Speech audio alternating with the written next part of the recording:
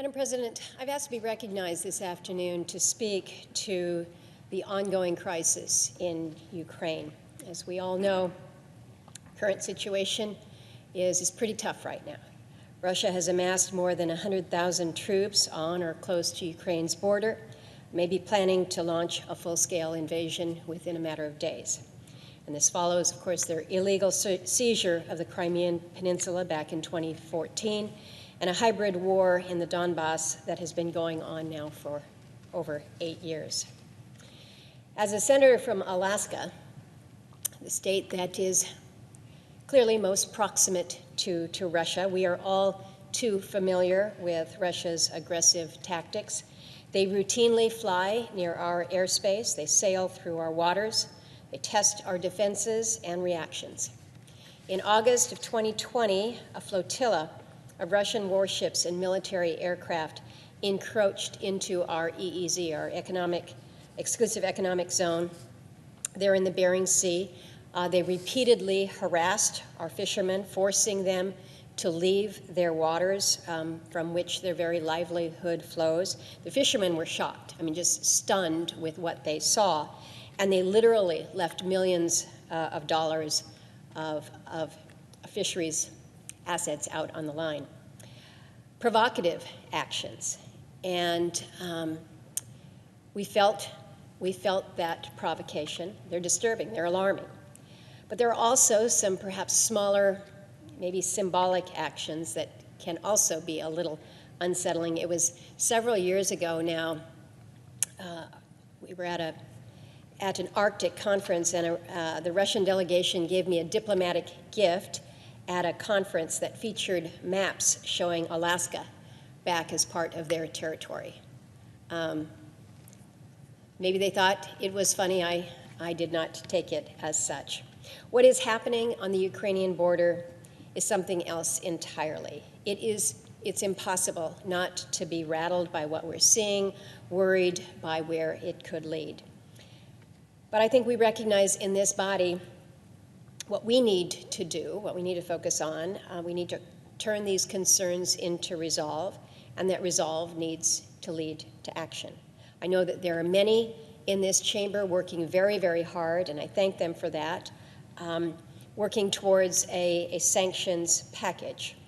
The bipartisan goal is to deter Russia from invading Ukraine, but also to impose severe sanctions if that happens. And I know that the joint effort has perhaps stalled out right now, but hopefully the two sides and the White House will come together to finalize it. I believe it is an imperative that we have a united front on this matter. A united Congress on the matter of sanctions, I think, is a powerful message in and of itself. Madam President, if we can bring a sanctions package to the floor, I'm going to be asking colleagues to consider two additions to that. One, to restrict imports of Russian seafood, and a second related to Russian energy.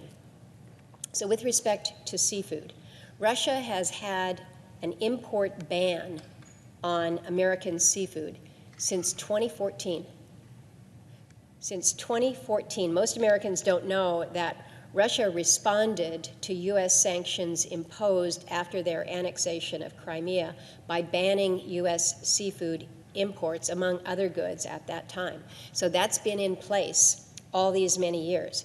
And it is absolutely unfair that Russia has unlimited access to sell its seafood in the United States, while America's fishermen and our seafood processors, particularly those in my state of Alaska, have no access to markets in Russia. So this embargo either needs to end or we need to incorporate reciprocal measures. And when it comes to energy, we simply do not need U.S. dollars to be financing Russia's territorial aggressions, especially when we have everything that we need here at home. There's a lot to understand about the crisis in Ukraine, how Russia is undermining the international order and disrupting well-established global norms, how the potential for an invasion threatens not just Ukraine, but European and global security. How an invasion could lead to catastrophic escalation and enormous loss of life, and how this situation impacts the United States whether we want to involve ourselves or not, and how a diplomatic solution still exists if Russia chooses such a path.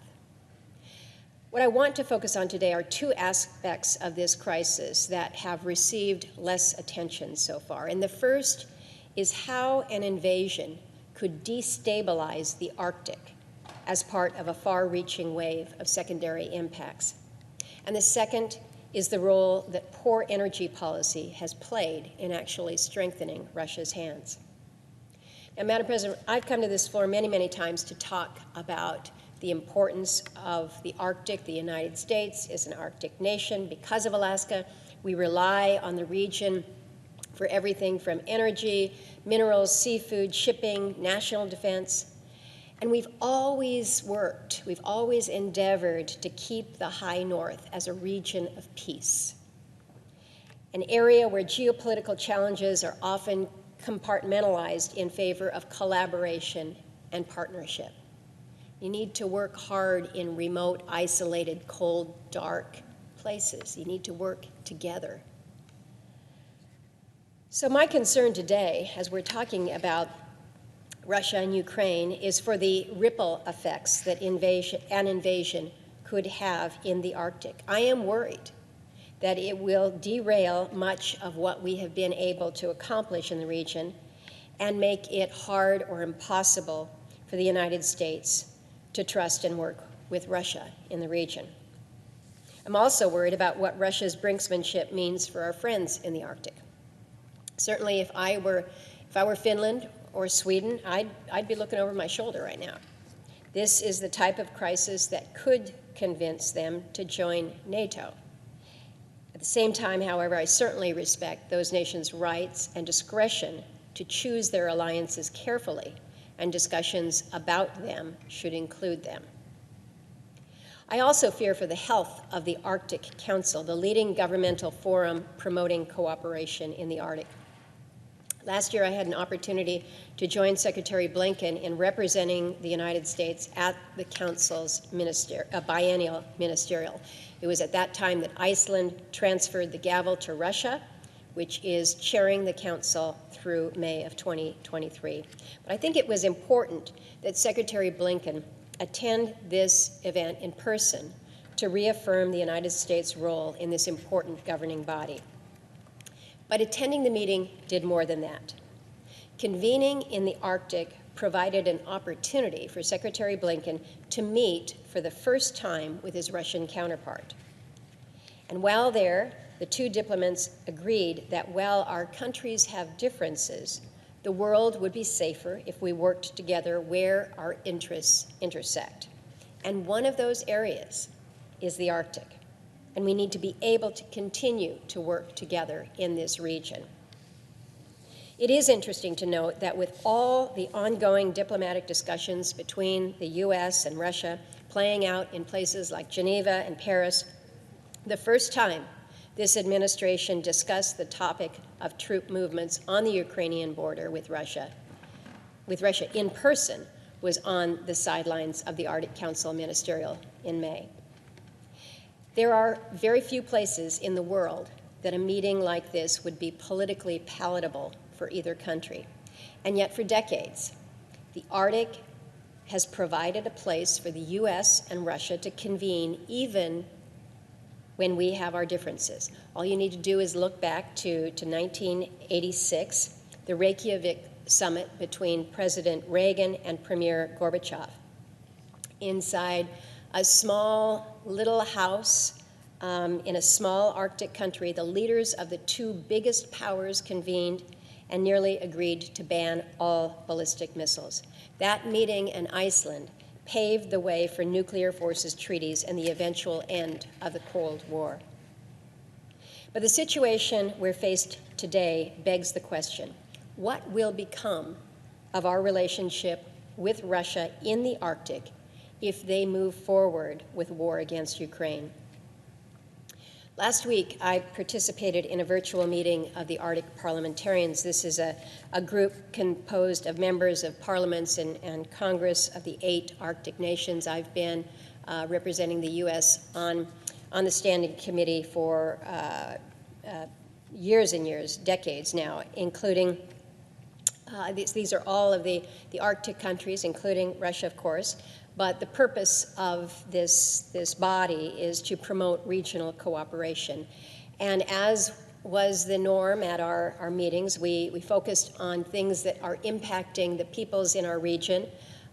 This past week's meeting was no different. We focused on COVID impacts, mental health, environmental issues, Arctic infrastructure. And while the growing security issue was not raised, it was kind of an unspoken shadow. And I throw this out there because I know that while I think about the Arctic every day, I can guarantee you that, the Arctic is not top of mind for most on Capitol Hill. It took us nearly a decade to secure funding for a new icebreaker, which won't be put to sea for another 5 years, all while Russia launches a new one every year. I want the Foreign Relations and the Armed Services Committee to pay more attention to the Arctic and to look to the region as both a strategic asset and a diplomatic tool. We often talk about how valuable this region is, but it can only be useful if we use it. And I'm afraid that sometimes we just overlook or we neglect its importance, and I think it's time that we change that. Now, another aspect of the situation that I mentioned at the onset of my comments here is the issue of energy. It certainly deserves discussion when we look to Europe's energy policies, which have only served to weaken their ability to respond to Russia's aggression. This is a crisis for many countries in Europe, but I think it's also a timely warning for us here in the United States. Europe imports about 40% of its natural gas and 27% of its oil from Russia. The Nord Stream 2 pipeline would only add to that total while sidelining Ukraine as a key transit point. And therein lies the problem. Europe is already heavily dependent on Russia for energy, but they're doubling down. Their needs are particularly acute in the depths of winter, and that has perhaps undermined some European nations' willingness to respond to Russian aggression. And Madam President, I would suggest that the Biden administration is putting us on a similar path when it comes to our oil and gas. If they continue to shut down domestic resource production, we cannot magically shift to renewables and do this overnight. What will happen is we will become more dependent on others for our supply.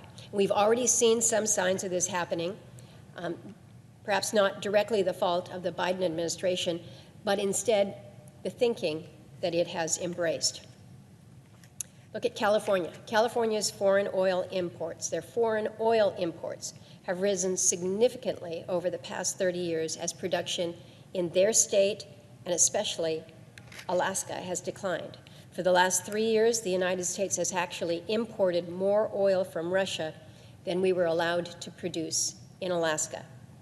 So why would we choose to forego the jobs and the revenues from domestic energy production to instead send our dollars to Russia and others? It's beyond me. And so are the actions the Biden administration has taken over its first year or so in office, which have been explicitly designed to limit production from states like Alaska even further. They shut down federal oil and gas leasing for months with an eye toward making that permanent until the courts intervened. They have refused to implement the law when it comes to the 1002 area of ANWR. They're taking millions of acres out of leasing in our NPRA. They've stalled projects and rejected pipelines, which, of course, are the safest and cleanest ways to move energy to where it is needed. As energy prices have risen, the Biden administration has gone to OPEC to ask them to just produce more. just as our allies and partners around the world realize they need and they want our energy, the administration has halted federal investment that helps facilitate overseas LNG terminals. I've suggested that the President and his team really ought to be thankful that the provisions in the Build Back Better that target the domestic oil and gas industry did not go through, because they would have only made the situation worse. If there was ever a moment for energy realism, it is right now. The Biden administration and many here in Congress need to recognize the immense benefits of American resource production here at home and for the rest of the world, and they need to see clearly the immense consequences of refusing to allow those activities to proceed. And I will just add one further point here. If Russia can leverage Europe on Ukraine over natural gas, China can do the same to the United States on Taiwan over minerals. We are deeply, deeply dependent on China, and they are well aware they can inflict massive economic consequences by cutting off our access to a range of raw materials and components. We have to address this weakness through every option that we have available to us. We certainly have opportunities in my state of Alaska for mines and mine access projects to help address this very real situation with our minerals. Madam President, none of us know exactly what will happen in Ukraine. We pray for de-escalation. We take some solace from the continuation of diplomatic talks, but almost no one believes that Russia is just going to walk away.